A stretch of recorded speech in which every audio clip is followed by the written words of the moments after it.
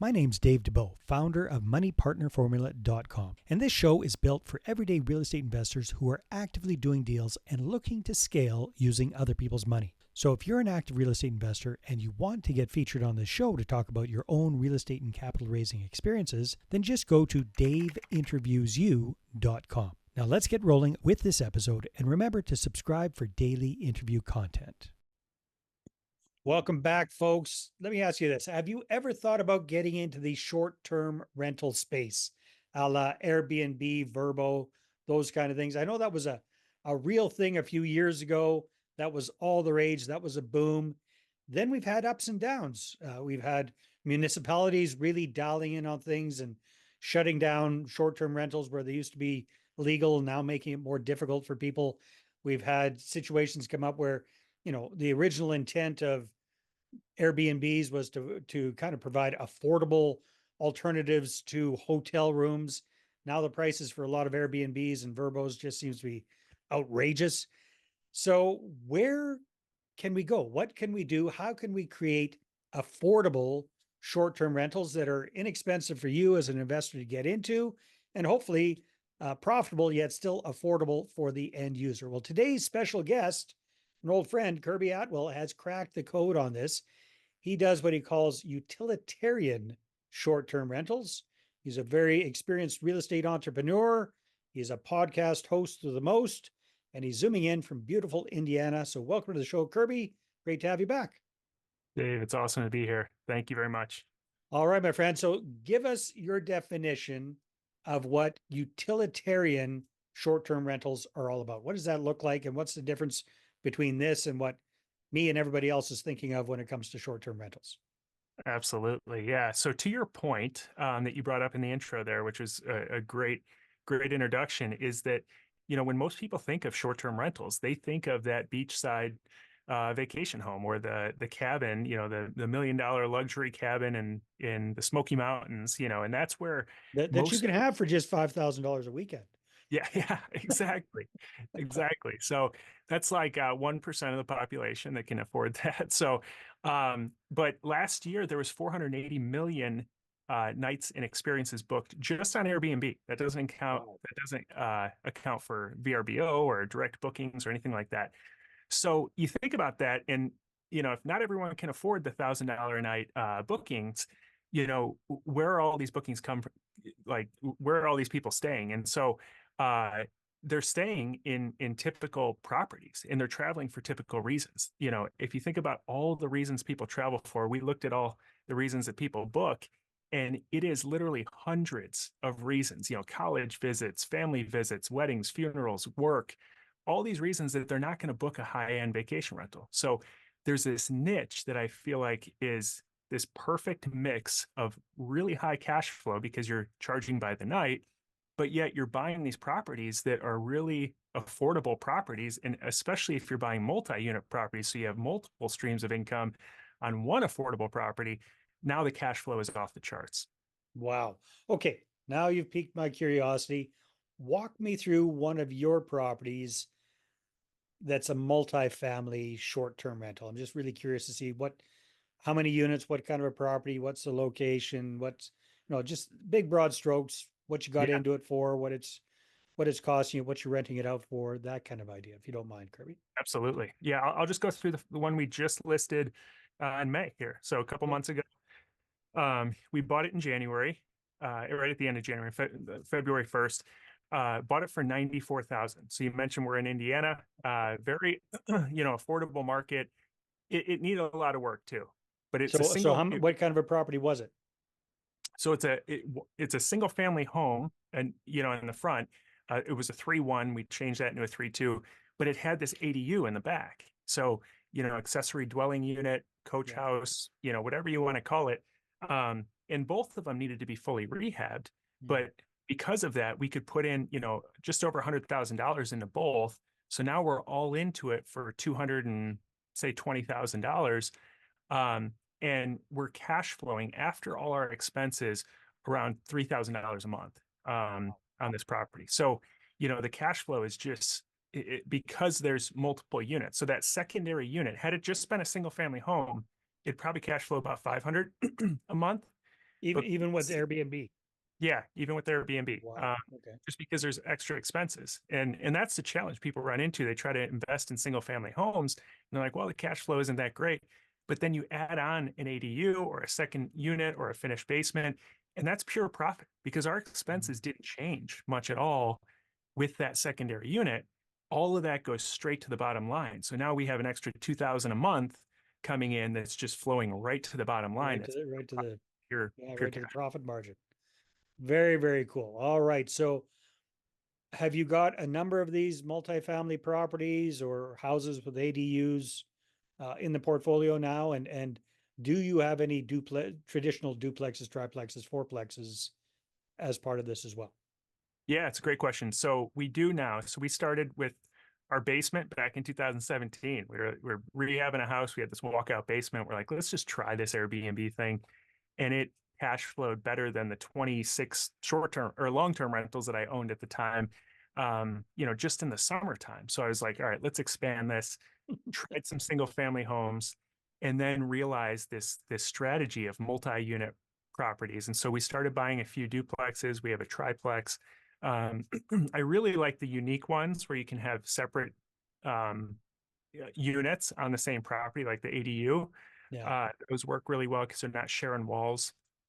But we're building two duplex. So our initial market is in Northwest Indiana, where we're at about an hour outside of Chicago, and we're in the process of building two duplexes down in Florida, in Port Charlotte, where it's going to be a similar model. There's a shared pool in the back, and each side can use that, but each side's a 4-2, so they sleep quite a few people, and the cash flow is just really good compared to a single family that's similar. Okay. Very cool. So walk us through, because you mentioned at the top of the call that, hey, most of us are thinking about luxury Airbnbs on the beach somewhere. Mhm. You're not on the beach. Well, the one in Florida will be close at least, but Indiana, unless my geography is way off, is not on a sunny, sandy Palm Beach type scenario. So tell me a little bit about the size of the community that you're in and who the people are that are coming in and using your kind of bread and butter, these utilitarian Airbnbs, short-term Yeah, rentals. yeah, it's a good question. So where this works best is throughout the Midwest and Southeast, where if you just look at a map and price points, that's the part of the country that's per se, on sale, like, just a lot cheaper than the coastal area. So you start there and then you look just outside of larger cities. So throughout the Midwest and Southeast, you look at, Nashville, Louisville, Indianapolis, Chicago, but we don't target in the city. And that's where I think a lot of people start to get confused. Or their intuition tells them I need to be in the city because that's where everyone's traveling. Mhm. Well, you're paying in a lot of cases 3-4 times as much. Like downtown Chicago, we're an hour outside, but downtown, that same property that I bought for 94,000 probably would be at least 400,000 downtown Chicago, even as a rehab. So we bought it for a fourth, but if you look at the nightly rates of downtown Chicago compared to where we're at just outside, it's not that much of a difference, maybe 10, 20, 30% different, but you're getting it for a fourth of the cost. So your ROI, But what about the demand? So Chicago, lots of people are yep, going to go to downtown Chicago. How many people are going to wherever yeah, town you guys are yeah. located? So we're in Michigan City, Indiana. And so the places where it works best is just outside the larger cities where there's local draws. So for us, we have about 50,000 people that live in the community. Um, there's access to Chicago, where there's a train that goes into Chicago. And then there's local draws like we do actually have a beach, believe it or not. It's on Lake Michigan. So in Okay. the summertime, a lot of people come for that purpose. But then we've got a casino, we've got an outlet mall, there's wineries in the area. There's just local draws that bring people out for the weekend or for a week vacation, in addition to weddings, funerals, all the reasons that people just travel in general. Okay, that's making a lot more sense now. Now, how is your occupancy rate year round for these kind of properties? Do you have, you know, uh, Lake Michigan in wintertime, not as quite as fun as Lake Michigan in the summertime? I'm up here in Canada. know Yeah. exactly what you're talking about there. So walk us through kind of the seasonality of this. Yeah. Yeah, it's a good question. And initially, when we did our first one, I just bought a property that I knew would work as a long-term rental. And I was like, all right, if everything just doesn't work the way I think it's going to as a short-term rental, I can always convert it. But I was looking at the comps and I was like, even if I just rented it in the summertime and it sat vacant 50% of the time, I would still make more money than a long-term rental. Hmm. And so we tried it, and what we found is that summertime we're almost 100% occupancy because there's just nowhere near enough, um, lodging for all the people that want to travel. We've got Dunes National Park close by too, so all the people that want to visit all the national parks have to come to Indiana Dunes National Park. And then in the wintertime, it's all the weekends are booked. But what we do is we try this hybrid strategy. So in the summertime, we don't offer any discounts for longer term stays because we know we're going to get the nights booked anyway, and we're at a premium price point. Right. And then in the winter time, as we get toward the end of summer, we put on a 30% discount for 30-day plus stays. So that way we can attract, the nurses or traveling workers in the off season, and we have 100% occupancy. If we can get that booked, even at a discount, that's really good revenue. So typically it's either weekend, mostly bookings, or we can get a longer or a midterm type tenant in there in the off season. I get it. So high season, short-term rental, low season, midterm rental primarily. That's and giving people a significant discount on the price, which is still significantly higher than what you'd be able to rent it for as a normal single family residence. Yeah, yeah, exactly. And Oh, okay. we look at it as long as we break even in the winter time, the summertime we're making Yeah, there's significant. the profit right there. Yeah, That's exactly. all the gravy. Makes a lot of sense. Okay, cool, Kirby. So um what are some things that people have to keep in mind if they're thinking about doing something along these lines? Yeah, I think the one of the things that we came up with is this 1% net rule. So a lot of people think about rental properties and they go by that old, 1% gross rule of, if I buy it for 100,000, it needs to rent for $1,000 gross. And if it does that, then I should have a couple $100 left over of cash Right. flow after all my expenses. I tend to just focus on net cash flow. And that's what I encourage people to really focus in on because you hear people talk about vanity metrics all the time. While I gross, I got a 7-figure business and I'm like, that's great, But I'm but how much making is minimum left over? wage. Yeah, yeah, exactly. What can you pay your bills with after you pay all your expense or what, pay for your groceries with?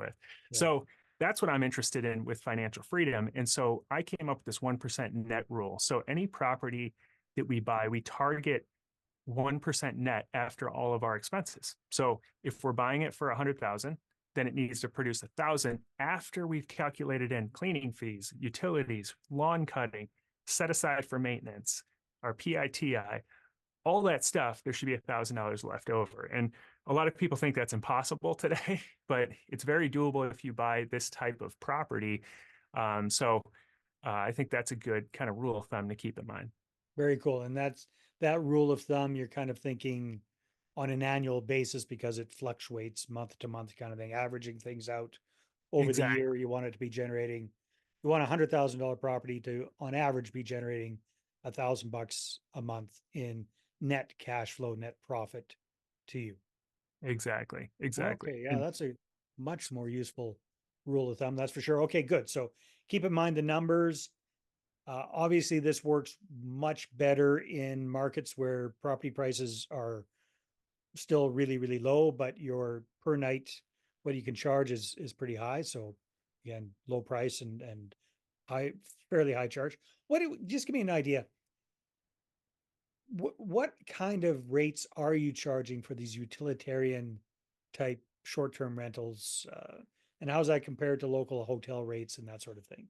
yeah, yeah. So one other key thing about these multi-unit properties is that you really get this versatility that you don't get with single family. So in the summertime, if you think about it, like typically it's a lot of people, if they're going to the beach, they're going with family members, friends, grandparents, adult kids, grandkids.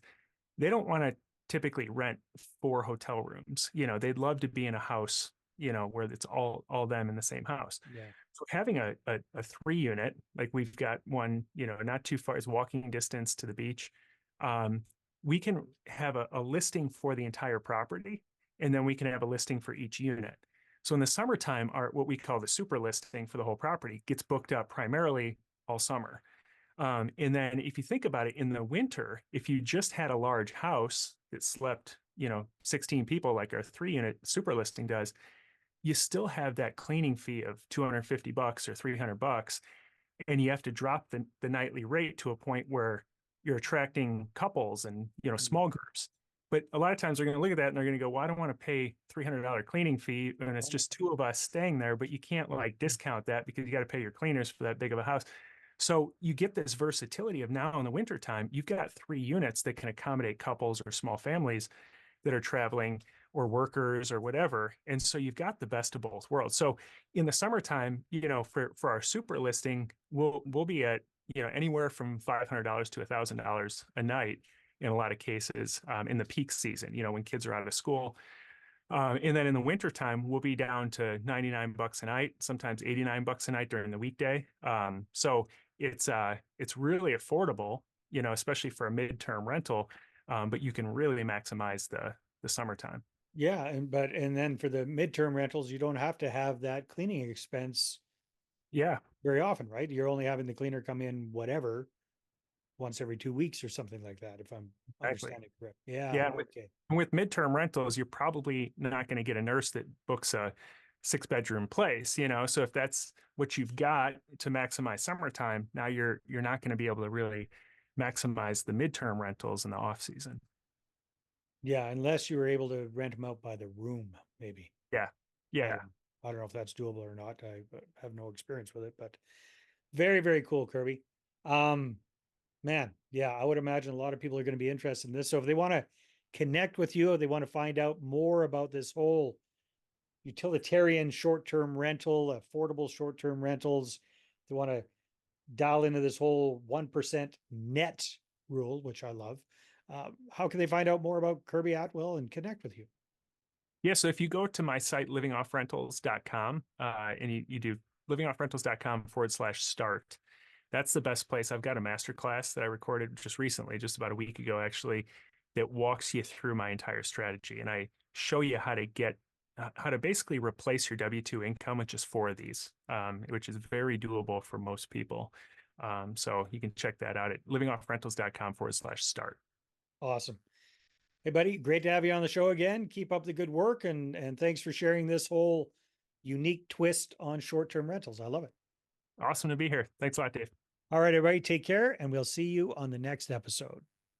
Hey there, I really hope you enjoyed that episode. And as always, if you want to listen to more daily interview content, make sure you subscribe. And if you're an active real estate investor and you're doing deals and you'd like to get featured on this show, then just head over to daveinterviewyou.com. Now, at moneypartnerformula.com, we help real estate investors to create a process for predictably getting capital so they can do more deals without relying on hard money lenders or the banks. We do this by building them a private capital marketing system. Now, if you want help turning yourself into a big money capital attraction machine, then book a call with our team to see how we can help. Just visit moneypartnerformula.com to find out more. All right, take care, and we'll see you on the next interview.